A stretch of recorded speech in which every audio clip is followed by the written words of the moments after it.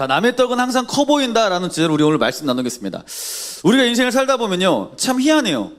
희한합니다. 꼭 내 거는 좀 안 좋아 보여요. 내 손에 있는 것은 좀 작아 보이고 안 좋아 보이는데 꼭 다른 사람의 손에 있거나 다른 사람 것은 좋아 보이고 좀 럭셔리해 보이고 막 이러더라고요. 아마 저만 그런 게 아니라 여러분도 아마 그걸 많이 느꼈을 겁니다. 학교에 친구들과, 목사님이 학교를 다닐 때 친구들과 함께 그 부식집을 가보면 거기서 막 김치찌개도 시키고 때로는 떡볶이도 시키고 돈가스도 시켰어요. 그러면 꼭 돈가스 크기가 분명히 내 건 요만한 것 같은데 옆 사람 테이블 거 돈가스가 2만 원처럼 보여요. 떡볶이를 시켰는데 우린 떡볶이 5개 준 것 같은데 옆에는 막 7개 준 것 같고 막 이렇게 볼 때가 사실 많이 있어요. 보일 때가. 친구도, 여러분 학교도 마찬가지입니다. 학교 가면 급식 먹잖아요. 급식을 먹는데 너무 학교를 안 가서 잊어버렸을 것 같아요, 여러분들이. 근데 학교를 가면 급식을 먹잖아요. 급식 먹으면 꼭 맛있는 반찬은 내 거는 조금 있는 것 같고 내 친구 거는 뭐 하는 것 같아? 좀 많이 있는 것 같아요. 참 희한해요. 네. 왜 그럴까? 왜 내 거는 작아 보이고 남의 것은 커 보이는지, 왜 내 건 좀 안 좋아 보이고 남의 것은 좋아 보이는지, 우리 오늘 말씀 통해 좀 알아가는 귀한 시간 되길 소망합니다. 자, 우리 말씀 출애굽기 20장 17절 말씀 한번 같이 다시 한번 읽어보겠습니다. 시작.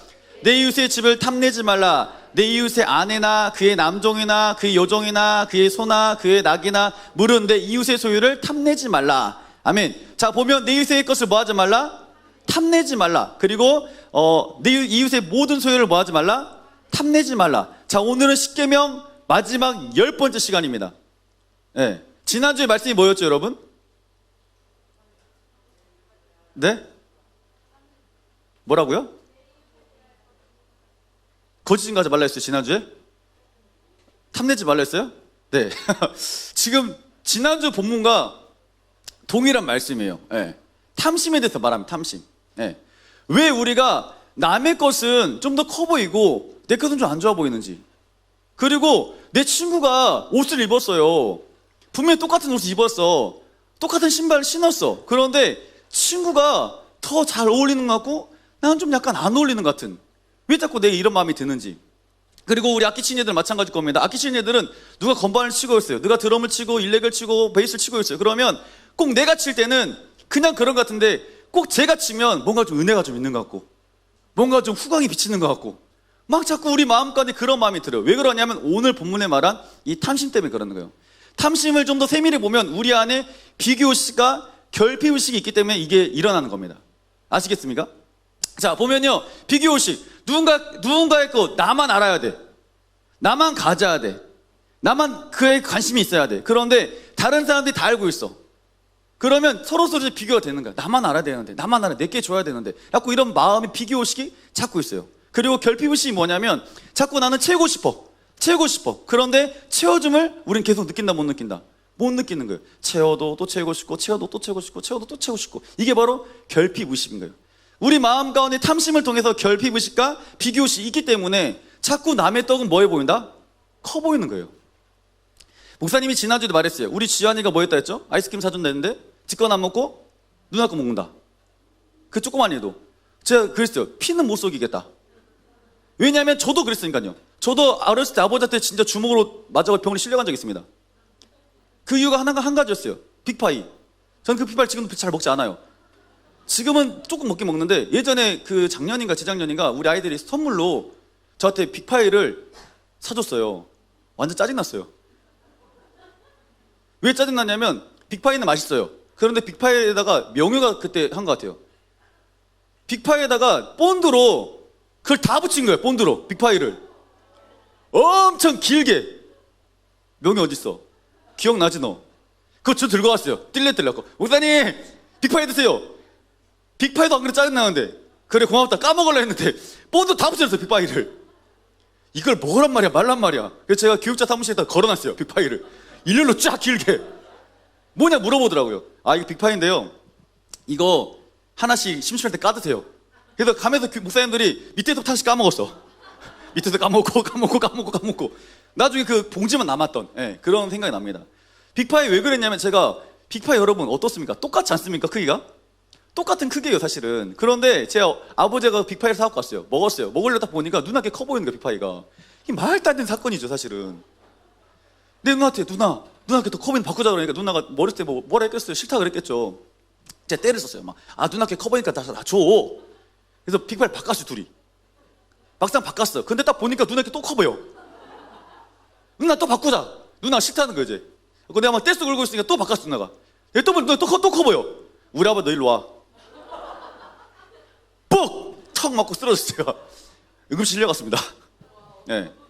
왜 제가 이 말 하냐면, 저도 그때 어린 나이였어요. 굉장히 어린 나이였고, 저희 지환이도 지난주에 지금 이제 5살밖에 안 됐어요. 어린 나이인데 그 조그만 아이가 어떻습니까? 그 마음 안에도 뭐가 있다. 비교하고 탐심 있는 거예요. 욕심 있는 거야. 근데 저랑 제 아들만 그런 게 아니라 여러분 지금 말은 하고 있지 않지만 여러분 속에 있을까요, 없을까요? 있어요. 여러분 안에도 이런 비교의식과 탐심에 꽉 잡혀 있어. 그래서 사실 우리는 계속 이 탐심 때문에 힘들어요. 오늘 주님께서 말씀하신 거야. 탐내지 말라. 탐내지 말라. 탐내지 말라. 여러분 십계명은 우리에게 말하는 게 뭔지 아십니까? 복음이에요, 복음. 분명히 1계명부터 10계명까지 하나님께서 우리에게 말씀하신 것은 내가 너에게 탐내지 말라는 이유는 너를 힘들게 하려는 율법이 아니라 그 안에 하나님의 그 메시지를 숨겨놨다라고 말씀하신 겁니다. 자, 성경에 보면 이렇습니다. 우리는 태어날 때 여러분 어떻게 태어납니까? 동일하게 태어납니다. 안 그렇습니까? 우리는 다 동일해요. 동일하게 태어나요. 자, 우리 욥기 말씀 한번 보겠습니다. 욥기 1장 21절 한번 읽어보겠습니다. 시작. 이르되 내가 모태에서 알몸으로 나왔사온즉 또한 알몸이 그리로 돌아올지라 주신 이도 여호와시요.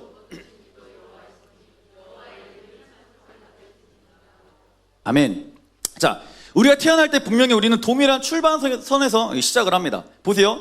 내가 모태에서 어떻게 나왔다? 알몸으로 나왔다. 그리고 알몸으로 또 뭐 하겠다? 돌아갈 것이다 라고 말하고 있습니다. 자, 우리 디모데전서 6장 7절 8절도 같이 한번 읽어보겠습니다. 시작. 우리가 세상에 아무것도 가지고 온 것이 없음에 또한 아무것도 가지고 가지 못하리니 우리가 먹을 것과 입을 것이 있은즉 족한 줄로 알 것이니라. 아멘. 자, 보면요, 오늘 욥기 말씀도 마찬가지고요, 이 디모데전서 6장 7절 8절 말씀도 마찬가지처럼 뭐라 말하고 있습니까? 태어날 때 우리는 어떻게 왔다고요? 알몸으로 왔다고 말하고 있습니다. 태어날 때 여러분 그 누구도 손에 돈을 들고 태어난 사람이 없어요. 여러분 손에 그 볼펜을 들고 태어난 사람이 없습니다. 아무것도 안 들고 태어나요. 저도 애기를 낳아보니까 태어날 때 그냥 태어났어요. 근데 걔는 태어날 때 어떻게, 아이들 여러분 태어날 때 어떻게 태어나지 아십니까? 응애 이렇게 태어날까요? 몸에 온몸을 꽉 쥐고 손을 꽉 쥐고 태어나요, 애들이.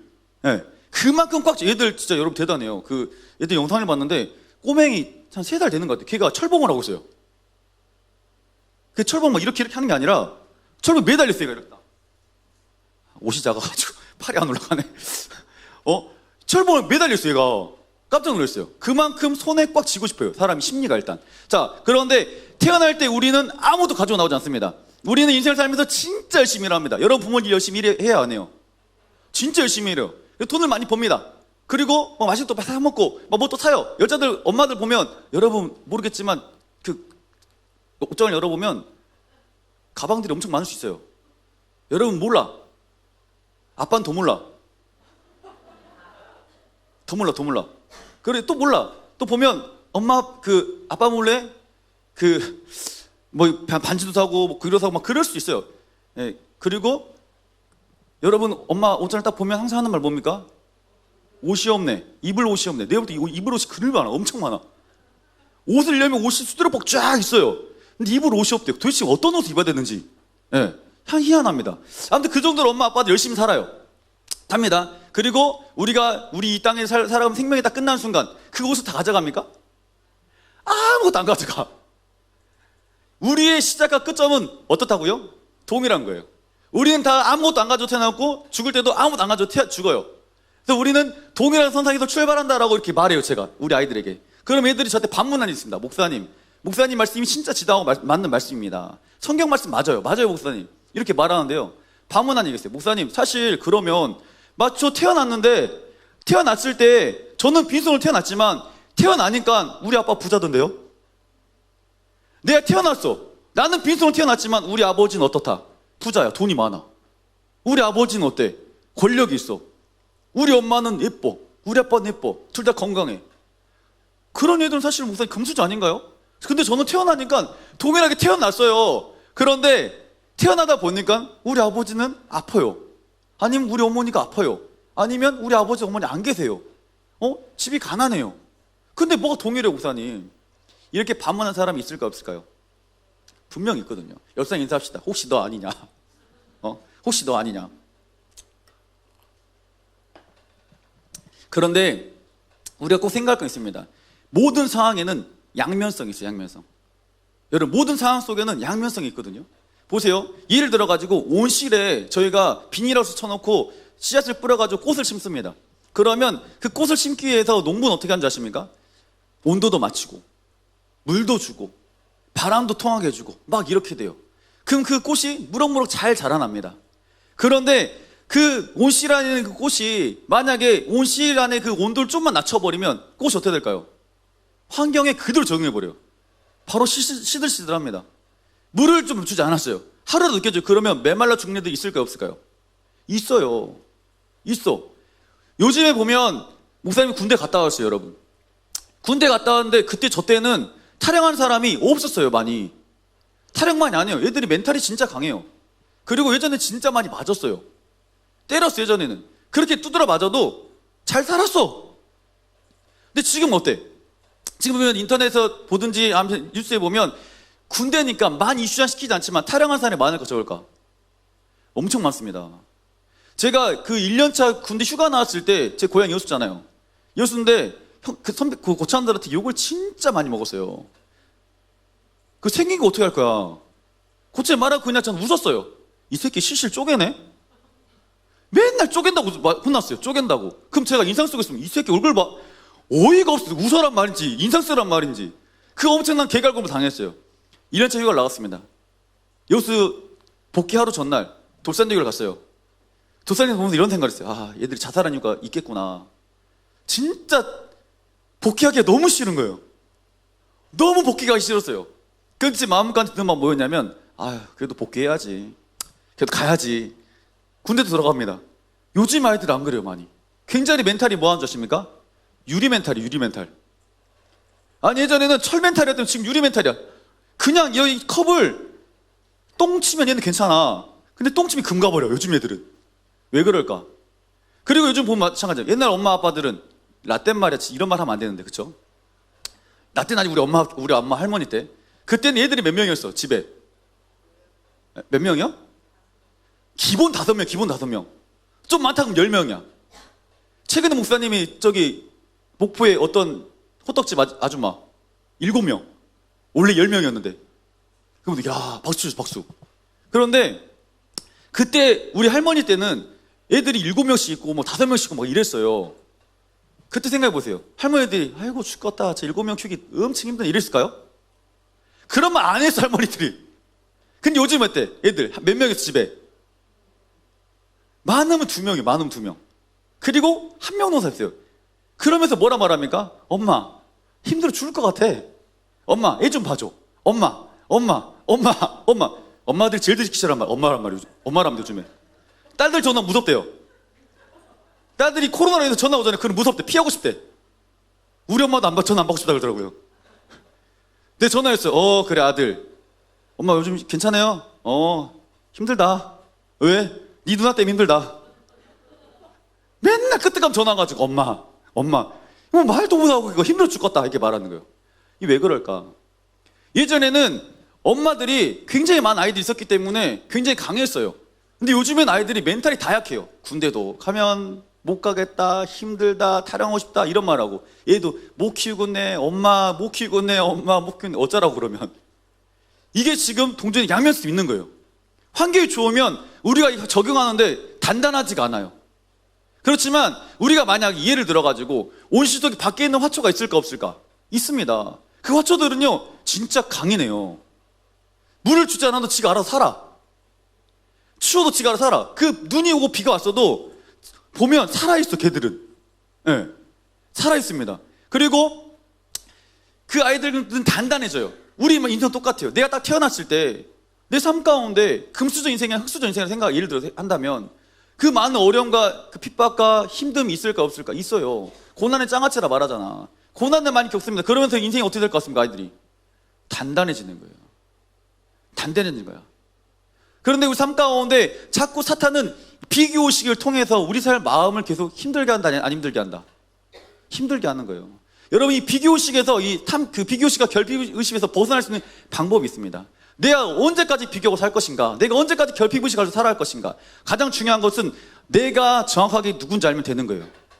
내가 어떤 사람인지, 어떤 존재인지 정확하게 알면 여러분, 인생은 끝나는 겁니다. 자, 성경에 보면 하나님께서 우리에게 이렇게 말씀합니다. 너는 이런 사람이야 라고. 너는 비교의식과 탐심에, 결핍의식에 아둥바둥 될 필요가 없는 그런 사람이야. 사탄은 자꾸 이런 아둥바둥하면서 너희 삶껏 힘들게 하지만 너는 절대 그런 존재가 아니야 라고 주님께서 말씀하세요. 자, 스바냐 3장 7절, 17절. 자, 한번 읽어보겠습니다. 자, 시작.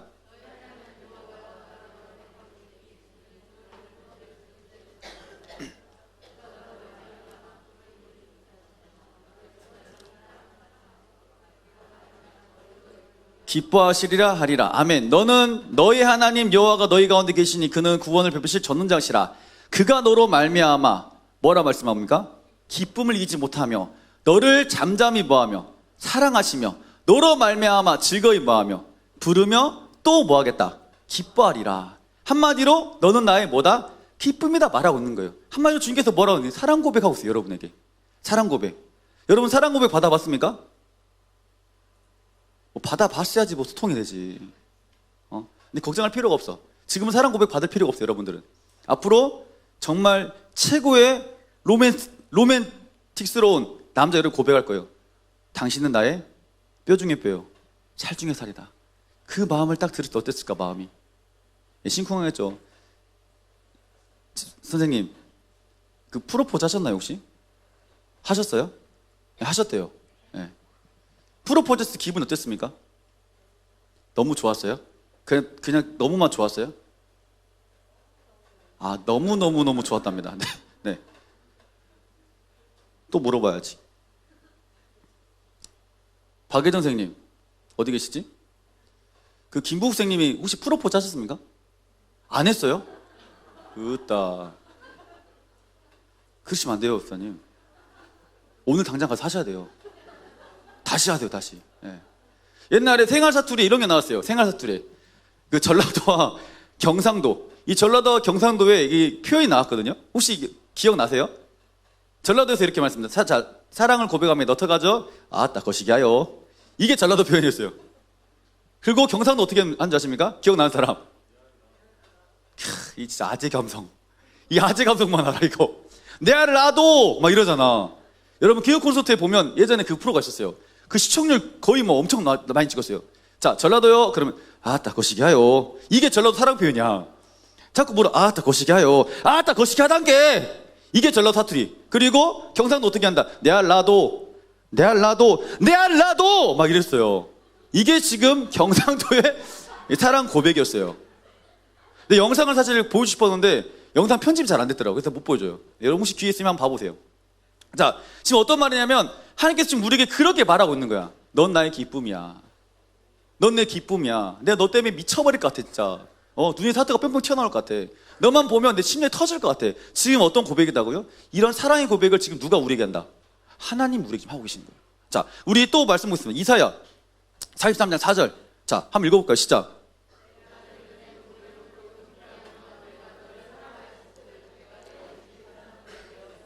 백성들이 내 생명을 대신하리니. 아멘. 내가 내 눈에 보배롭고 뭐한 자다? 존귀한 자다. 한마디로 난 너가 너무 좋아. 아주 미치겠어. 너 보면 도파민이 팡팡 튀어나오는 것 같아. 뭐 이런 도파민 뭔지 아세요, 여러분? 근데 도파민을 찾아보니 이거더라고요. 도파민은 여러분 혹시 그 수술하고 나면 아픈 사람 진통제를 맞는데 진통제를 맞으면 그 진통이 사라져 안 사라져? 사라져요. 그런데 그 진통제보다 10배나 더 강한, 100배인가? 100배나 강한 이 호르몬이 우리 머릿속에서 뭐 한다? 폭발하는 거야. 네. 어떠했을 때? 사랑 고백을 받을 때. 아마 목사님이 저희 사모님께 사랑 고백했을 때 저희 사모님 도파민이 폭발했을 겁니다. 지금도 폭발하고 있을 거라 믿고 있습니다. 아, 왜 그러냐면 제가 확실히 알아요. 저한테 매일 물어봐요. 저녁마다. 오빠, 나 사랑해?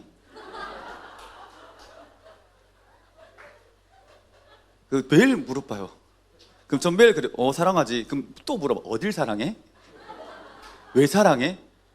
제가 그래서 한마디 나중에는 안 되겠다 싶어가지고 그 집에다가 벽에다가 붙여놓을게. 1번, 2번, 3번, 4번에서 물어보면 답을 모르면 여보 3번 답이야. 여보 2번 답이야.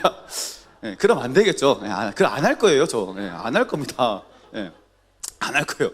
근데 제가 왜 이렇게 말하냐면 그 정도 하나님께서 넌 내 기쁨이라 말하고 있고 넌 내 보배라고 말하고 있는 거예요. 그 정도는 네가 너무 좋다고 말하고 있는 거예요.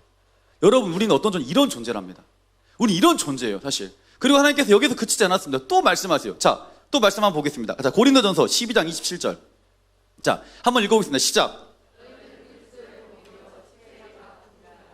아멘. 너희는 그리스도의 뭐다고요? 몸이다. 넌 내 뭐야? 몸인 거예요. 여러분, 주례를 가서 보면요, 성경 말씀이 이제 남자와 여자가 하나 되어 한 몸을 이룰지라 이렇게 말하고 있죠. 그러지 않습니까? 그러니까 여러분 주례도 한 번씩 가보고 그 결혼식 참석해 보세요. 분명히 그렇게 말해요. 남자 여자가 이제는 하나가 될 것이다 말하고 있어요. 여러분, 결혼했다는 건 무엇일까? 니께 내 거고 내께 네 거야. 쉽게 설명하면 한마디로 주님께서 말씀하신 것은 너 내 몸이야. 그리고 나는 너의 몸이야. 그러니까 한마디로 이렇게 말, 하나야. 너랑 나는 하나야. 여러분, 결혼하면 엄마 아빠가 그 재산 가지고 싸워 안 싸워? 싸우는 집도 가끔씩 있긴 있어. 있긴 있어. 근데 주님은 안 그래. 안 그래. 네 돈이 내 돈이고 내 돈도 내 돈이다. 이런 엄마들도 있긴 있어. 있어. 보면 엄마들이 아빠 돈도 내 돈이고 내 돈도 내 돈이야. 너 용돈 네 돈도 내 돈이야. 엄마 다 가져라 씨. 이럴 수 있어요. 그래서 주님께서 말씀하신 게 아니에요. 정말 사랑하는 사랑이라면 정말 그 아내의 것도 내 것이지만 내 것도 뭐야? 아내게 되는 거야. 아내한테 내가 뭔가 사줄 때 마음이 그 아깝다는 생각이 들까 안 들까요? 전혀 안 듭니다.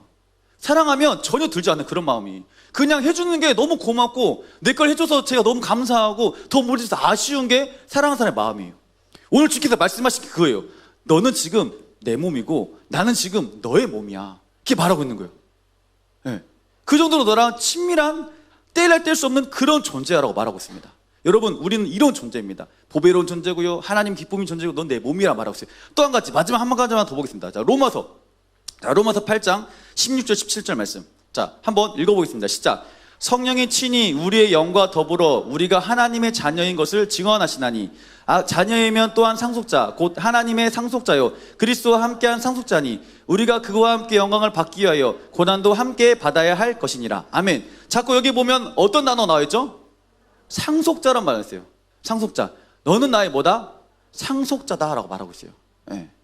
하나님의 것이 곧 뭐야? 내 것이 되는 거예요. 왜? 넌 나의 자녀고 내 상속자니까. 여러분 보세요. 우리가 상속자일지 모를 때는 비교의식과 탐심에 빠질 수 있어요. 결핍의식에 빠져 있을 수 있습니다. 그런데 내가 진짜 누군지 알면 비교의식과 이 탐심 그리고 결핍의식이 사라질 수밖에 없어요. 자, 예를 들어서 목포에 노숙자가 있었습니다. 노숙자가 있었는데 자기는 누군지 몰랐어요. 태어나가지고. 그래서 매일 보면서 탐심이 있죠. 저 사람은 정말 저러 가셔서 좋겠다. 저 사람은 저 옷을 입고서 좋겠다. 저 사람은 맛있는 거 먹어서 좋겠다라는 계속 내 마음 가운데 비교의식이 있을까요? 없을까요? 노숙자들은? 있습니다.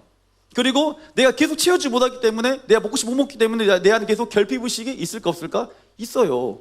있을 수밖에 없어요. 그런데 갑자기 서울에서 대기업 CEO가 내려왔어요. 비서실이 내려가지고 어이구 회장님 이렇게 말했어요. 뭐야 지금 얘는.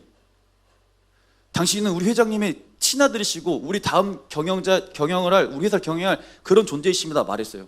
그럼 처음 믿어져 안 믿어져? 안 믿어지겠지. 근데 그 사람을 태워가지고 서울로 왔어. 와가지고 말했어. 당신 이런 사람이다 말하면 그 마음 가운데 어떨까? 내가 진짜 상속자구나 라는 걸 하면 그 마음에 비교의식과 결핍의식이 있을까요 없을까요? 확 사라져버리죠. 왜? 나는 내가 몰랐을 때는 탐심 가운데 비교의식이 있고 결핍의식이 있을 수 있지만 내가 누군지 정확하게 알아버리면 그런 게 딱 사라질 수밖에 없어요. 주님께서 오늘 말씀하신 거예요. 너는 남의 것을 탐내지 말라. 탐심을 버려라 말한 게 이유가 뭐냐? 너는 탐심을 가질 그런 존재가 아니니까. 넌 그런 존재가 아니니까. 왜? 너는 나의 상속자고 내 몸이고 내 기쁨이고 내 보배니까. 그런데 네가 왜 자꾸 그런 가운데 빠져있냐라고 말하고 있는 거예요. 여러분 이 말씀을 귀 기울여 들으시기 바랍니다. 그리고 이 말씀 내 마음 가운데 새겨놓으시기 바랍니다. 난 누구다? 난 누구다? 하나님의 자녀인 거예요. 난 하나님의 보배인 거예요. 난 하나님 존귀한 자인 거예요. 그 누가 뭐라 그럴지라도 나는 하나님의 상속자인 거예요. 여러분 정체성을 여러분 확실히 알기를 소망합니다. 아멘. 자, 그런 데서 또 우리가 궁금한 게 있죠. 목사님 알겠어요. 하나님 말씀을 제가 듣고 전 상속자인 거 알겠고요. 저는 그 하나님의 기쁨인 것도 알겠고 보배인 줄도 알겠어요. 근데 목사님 내 상황을 좀 봐보세요. 내 상을 보면 무슨 제가 상속자처럼 살아갑니까? 내가 뭐 기쁨입니까?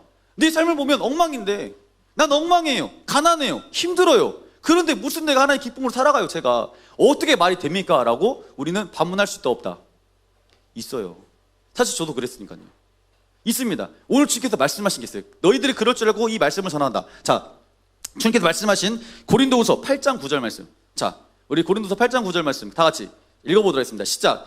우리 주 예수 그리스도의 은혜를 너희가 알거니와 부유하신 이로써 너희를 위하여 가난하게 되심은 그의 가난함으로 말미암아 너희를 부유하게 하려 하심이라. 아멘. 자, 노란색 글씨 밑에 두 번째 줄 보면 부유하신 이로써 너희를 위하여 가난하게 되심은 그의 가난함으로 말미암아 너희를 뭐하겠다? 부유하게 하시겠다. 가난하게 되심은 가난함으로 말미암아 너희를 뭐하겠다? 부유하게 하시겠다. 다시 가난하게 되심은 그의 가난함으로 말미암아 뭐하겠다? 부유하게 하겠다. 누굴 위하여? 너희를 위하여. 너희를 위하여 가난하게 되심은 그의 가난으로 말미암아 너희를 다시 뭐 할 것이다? 부유하게 하실 것이다. 왜? 위에 보세요. 예수 그리스도의 은혜를 네가 알게 하려고. 하나님 말씀이에요. 이게 지금 주께서 말씀하신 것은 내가 너를 위하여 가난하게 되게 하는 것은 너희를 부유하게 할 거야. 왜? 너희가 하나님의 예수 그리스도의 그 은혜를 알아가라고 이렇게 말씀하고 있습니다. 자, 성경에 보면 이 말씀대로 살아간 모델이 있어요. 살아간 모델. 아니 하나님의 예수님의 그 은혜를 위해서 뭐 부유하게도 가난하게 뭔 말이야. 근데 이걸 살아간 사람이 있습니다. 자, 우리 빌립보서 4장 11절에서 13절 말씀 다 같이 한번 읽어보겠습니다. 시작. 내가 궁핍함으로 말하는 것이 아니나니 어떤 형편이든지 나는 자족하기를 배웠노니 나는 비천에 처할 줄도 알고 풍부에 처할 줄도 알아. 모든 일 곧 배부름과 배고픔과